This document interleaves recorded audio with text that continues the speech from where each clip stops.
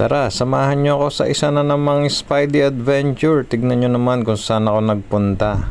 Napakasarap talaga magbike, lalo na kapag nakakakita ka ng mga ganyang kagagandang tanawin. Tignan nyo naman. Tapos sulit na sulit ang pagod nyo dyan kahit sobrang hirap padyakan dahil mabato, maalikabok. Napakalalim na ng alikabok nyan pero ginagawa na yung kalsada. Pero mas maganda kung pupuntahan nyo na ngayon dahil mas maganda habang lupa pa. Mas ma-excite kayo dahil may challenge. Dahil kapag kaya na inasemento na, masyado nang madaling padyakan yan kahit napakataas pa nyan. Hindi kagaya pagka mabato, malupa, maalikabok, talagang mahihirapan kayong pumadyak. Mahirapan din ako dyan dahil fat bike yung gamit ko. Kala ko madali lang, hindi pala. Grabe si Ian Hao, napakalakas. Akalain mo, road bike pa yung dinala niya dyan, no? Pinadyakan niya yan gamit ang road bike. Sa akin, hindi ko nabawasan ng hangin yung fat bike ko kaya masyado matalbog, nahirapan ako. Tumatalbog yung harap.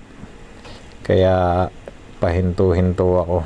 Pero nung binawasan ko na yung hangin na yun, medyo mas dumali na. Kaya ano pang inaantay nyo? Tignan nyo naman. Pumunta na rin kayo sa lugar na to. Napakaganda rito. Ang tawag dito ay Mount Oro. Tignan nyo mamaya, ipapakita ko sa inyo yung tuktok. Hindi pa yan yung tuktok pero napakataas na. Tignan nyo naman, oh. Diba? Diyan kayo tatambay, diyan kayo magpapahinga. Ayan, oh. Sige, padyak pa. Oh, diba? Tignan nyo naman, napakatarik niyan. Mukha lang hindi sa sa camera. Pero grabe yung tarik diyan. Napakahirap padyakan. Sunod-sunod yung atake diyan. Yan, pahingahan, may mga halo-halo, may spaghetti, may saging, kompleto sila dyan, may soft drinks, may kape. Yan, tindahan na yan, napakabait nung may-ari. Tignan nyo, ayan, oh. Ang aking bagong kaibigan, taga sa amin lang pala. Diyan kami nagkita sa tuktok ng bundok. Magtatay sila, ganda ng banding nila, bisikleta. Napakagaling ng tatay na to. Ayan, oh, sinasama niya yung anak niya sa bike ride. Ang lalakas nung dalawang yan.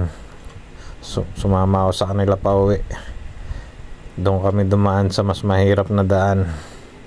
Tapos alas 12 ng tanghali, padyak kami ng padyak. At eto na nga ang tuktok ng Mount Oro. Tignan nyo kung gaano kaganda yan. Sobrang ganda. Pag nandyan na kayo, baliwala ang init dahil sobrang ganda. Ayan, tignan nyo. Eto naman ang merong signage ng Mount Oro. Ayan, oh, sobrang init pero sobrang sulit. Hindi mo mapapansin ang init pag nandiyan ka na sa tuktok dahil sobrang ganda ng tanawin. Bili naman kayo ng mga nasa yellow basket ko para sa support. Thank you.